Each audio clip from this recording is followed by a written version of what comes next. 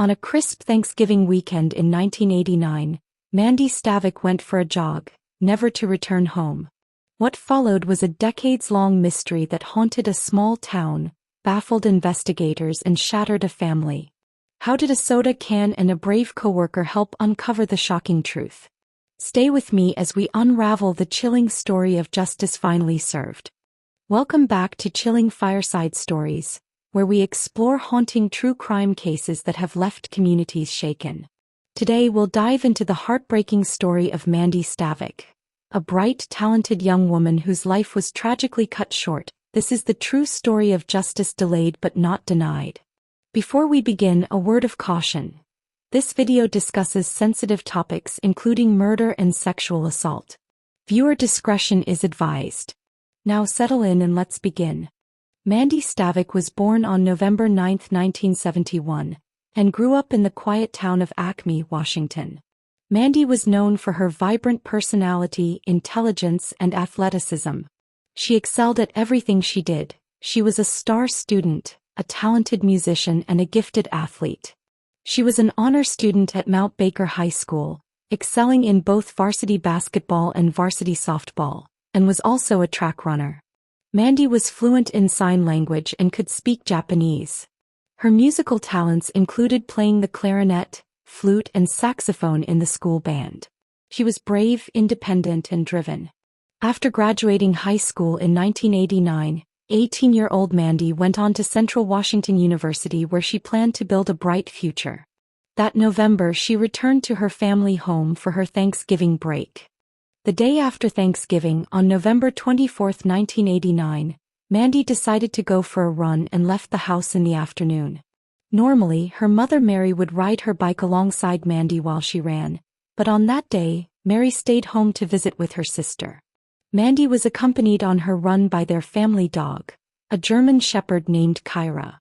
Mandy's usual route took her down Strand Road, the street her family's house was on. She would run down to where the road dead-ended at the Nooksack River and then turn around to head back home. Mandy's brother Lee was visiting a friend at a house on Strand Road. While there, he saw Mandy running back toward their house with less than half a mile to go before she would reach it. But Mandy never arrived home.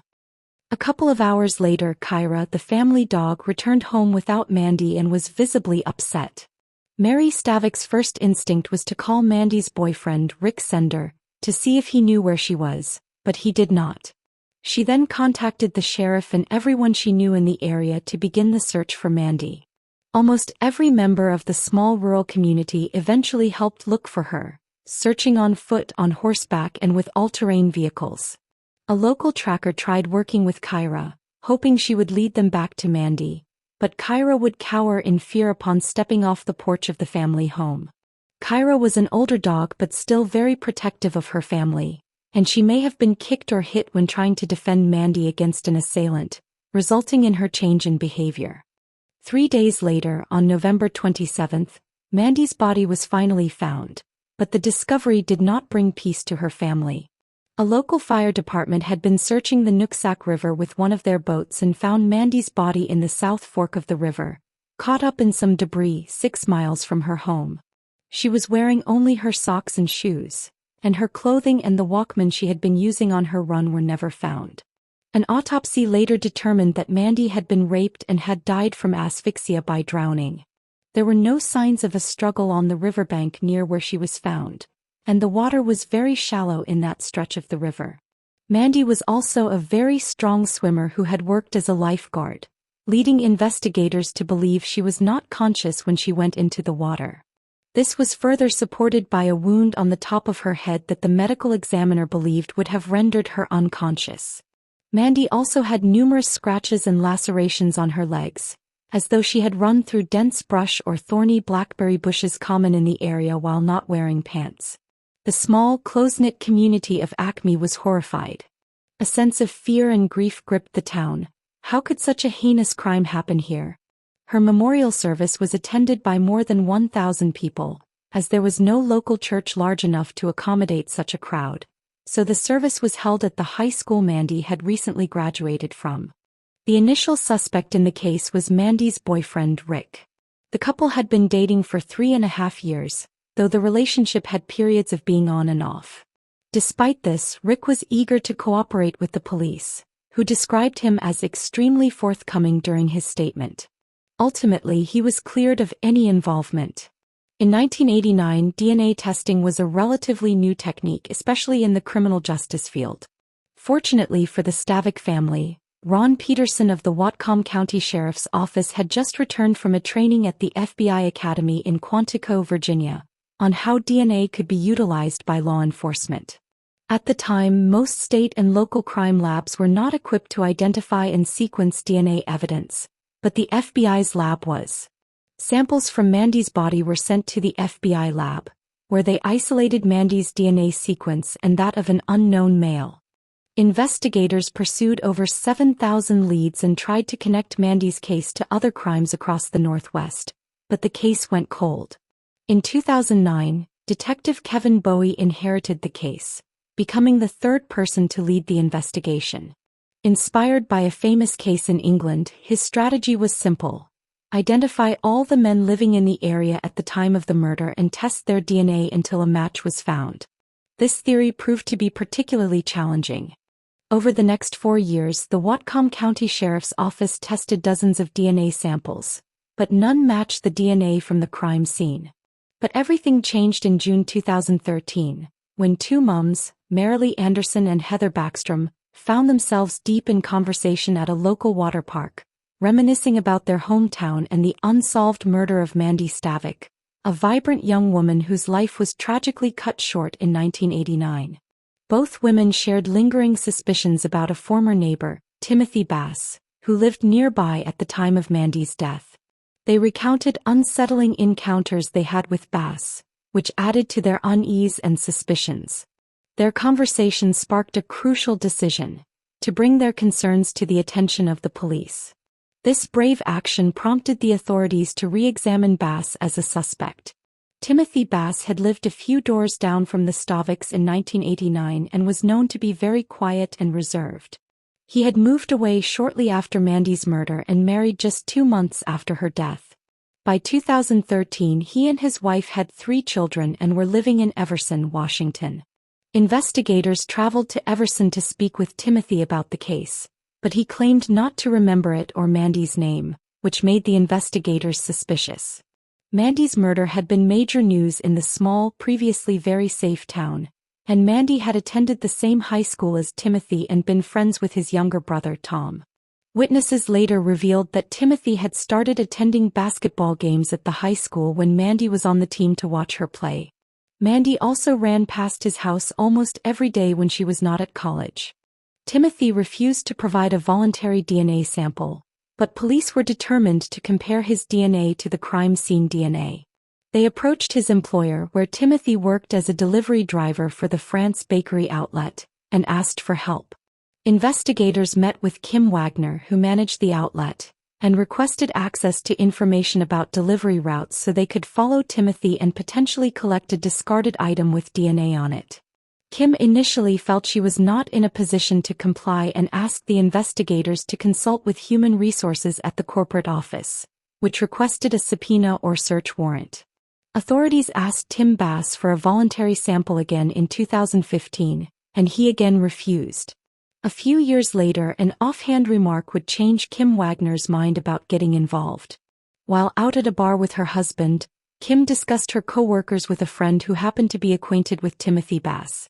The friend mentioned Timothy had lived on the same street as Mandy Stavik when she was killed, and Kim realized that this connection was why investigators had come to speak with her.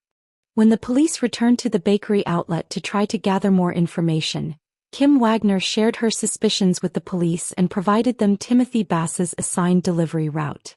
Unfortunately, this information did not immediately help the police to obtain Bass's DNA. He was cautious, wearing gloves to avoid leaving DNA on any of the bread he delivered, and he didn't smoke, so there were no discarded cigarette butts. He took his trash home instead of leaving it in his delivery truck, and he was the only employee who did not turn in his uniform to be laundered by the company. His cautious conversations with the police indicated that he was carefully guarding any potential sources of DNA. Kim Wagner offered to collect a discarded DNA sample from Bass inside the bakery building, but the police informed her that it would be illegal for them to ask a civilian to collect evidence on their behalf. However, on August 10, 2017, Kim noticed Bass drinking from a plastic cup and discarding it along with a can of Coke into a trash can. After he walked away, Kim decided to retrieve the items from the trash can and hide them in a bag in her desk. She then turned these items over to the police. Kim was highly motivated to help in the case because she, like the rest of the community, had been horrified by Mandy's murder. At the time of the murder, Kim was just 19, only a year older than Mandy. By 2017, Kim also had a daughter of her own and was deeply affected by the idea that Mandy Stavik might never find out who had taken her daughter from her. The evidence Kim provided was sent to the crime lab for DNA testing. The test showed that the DNA on the cup Bass had drunk from matched the DNA found inside Mandy. Timothy Bass was arrested on December 12, 2017, which happened to be Mandy Stavik's 81st birthday. Whatcom County Sheriff Bill Elfo knocked on her door to inform her that an arrest had finally been made in her daughter's case. It was undoubtedly the most meaningful gift Mary could have received. Following his arrest, Bass initially stuck to his story that he did not know Mandy and had never had any physical contact with her. However, when it became clear that the police had obtained his DNA, he changed his story, claiming that he had a consensual sexual relationship with Mandy, which explained why his DNA was in her body. Bass claimed that he and Mandy had met before she left for college, while he and his father were out mountain biking. His father, who had since passed away, could not confirm the story. Timothy said that he and Mandy began spending time together, just talking at first, and eventually began casually having sex. He claimed they had sex again when Mandy was home for Thanksgiving. Timothy could not provide any basic information about Mandy, and not a single witness could be found who had seen them together. There were no phone calls or letters between Mandy and Timothy after she left for college. The police did not believe Timothy's new story. Leading up to his trial, Timothy's defense lawyers tried to get all DNA evidence excluded, arguing that the police had obtained it illegally by asking a civilian to gather it for them. While the police can legally collect items that someone has thrown away, they cannot enlist civilians to do it for them. The lawyers contended that because Kim had previously met with authorities, she was acting on their behalf when she collected the cup and the can from the garbage. Kim Wagner testified at a hearing that collecting the items had been her own idea and that she had done it of her own accord. It is legal for civilians to turn over potential evidence that they legally obtained to authorities. A judge ruled in August 2018 that Kim had not been acting on behalf of law enforcement when she collected and turned over the items, and the DNA evidence remained admissible. Timothy had no proof for his relationship with Mandy, and as the trial progressed, it became increasingly clear that his testimony lacked credibility. Timothy's soon-to-be ex-wife, who had been his girlfriend at the time of Mandy's murder, testified that he had threatened her into providing a false alibi for the day of the murder. When Timothy's family visited him in jail after his arrest, he slipped his mother a note asking her to lie to the police, claiming he had been Christmas shopping with her on the day of the murder. He also tried to convince her to blame the crime on his deceased father, but she refused to comply. The most troubling testimony came from Timothy's own brother, Tom. In 2015, after authorities asked Timothy to volunteer a DNA sample for the second time, Timothy asked Tom to lie to the police for him. Timothy told his younger brother that he had sex with Mandy over the Thanksgiving weekend and wanted Tom to tell the police that he did too. Timothy's aim was to portray Mandy as promiscuous, hoping the police would believe his story about having consensual casual sex with her. Tom, who had been friends with Mandy, refused to go along with the plan.